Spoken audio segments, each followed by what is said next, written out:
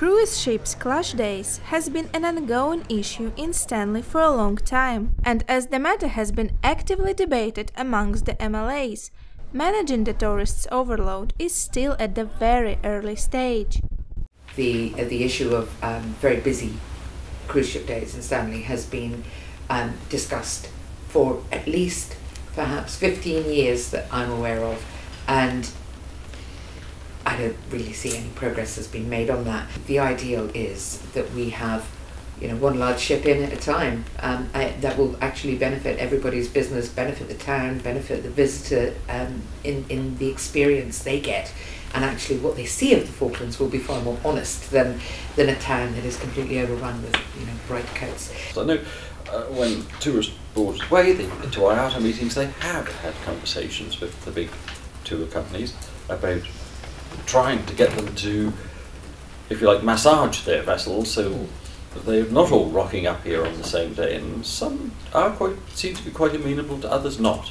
According to the MLA Gavin Short, the tourism board and the cruise ship operators have held meetings and discussed managing the vessel schedules in order to avoid clash days, but no decision on solving the issue have been reached yet. Clash days, we're working, and we have been working now for some months on first off finding out what the people of the Falklands and those in the tourist industry think is a good balance of numbers and things like that, because this has to be a whole country approach almost, as opposed to just one sector of it being the tourism industry, because tourism affects right across the islands economically.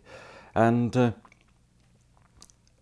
it could be that in the next couple of years one of the big tour vessel companies is actually dropping out of the southern hemisphere. So that I think will restrict what we call clash days. In fact, over the next 2 years they're actually much fewer in number than they are this year, for example. We had a bit of bad weather. We lost 2 big tour vessels that were due to be in the one day. That was about £450,000 that was lost to the Falklands economy, just 2 vessels.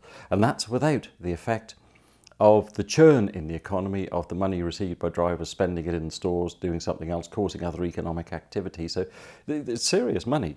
You do this, you do it at a slow pace, and you do it in a very considered way. I think there are potential benefits from introducing something such as limits on daily passenger numbers as we spread out the benefits. Currently we're only able to mobilise a certain amount of people to provide a certain amount of tours, for example. If you spread that out over a longer period of time, those people are potentially able to offer more tours over the season and then receive greater benefits from it. We're not going to see significant growth if people can't make a commitment to make that either their full-time employment or generate a proper business out of it, rather than it just being a seasonal part-time job.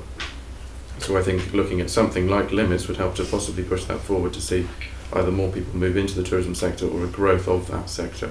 Apart from putting pressure on people working in the tourism sector, clash days are also harmful for the wildlife. This Thursday, only 2 out of 3 expected cruise ships arrived in Stanley, and still York Bay was overloaded by tourists roaming around the penguin colony. In Stanley, as we've seen, in the York Bay area, especially with Gen 2 and king penguins and other wildlife down there, it's very popular, and there have been crowds there. We've had a few problems, there's no doubt about it. The Environment Department say they sort of missed a few beats there. Together with their subcontractor for providing wardens, they're now containing the crowds better. Things are working a bit more smoothly, I think, but the trouble is penguins move around as well as tourists, so that's an additional challenge for everybody. The great fear, of course, is that if the penguins are chased around or feel stressed in any way, they could decide to go and live somewhere else, which would be a great shame.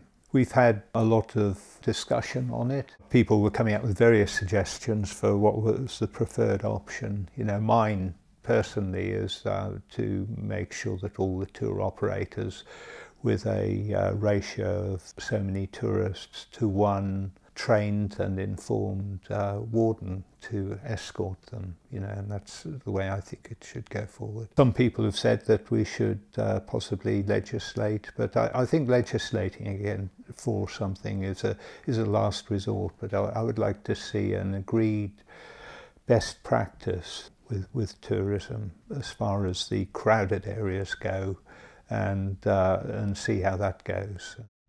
High numbers of tourists could have a negative impact on the wildlife, and if nothing in the near future is done to regulate it, we might see a very different tourism season next year.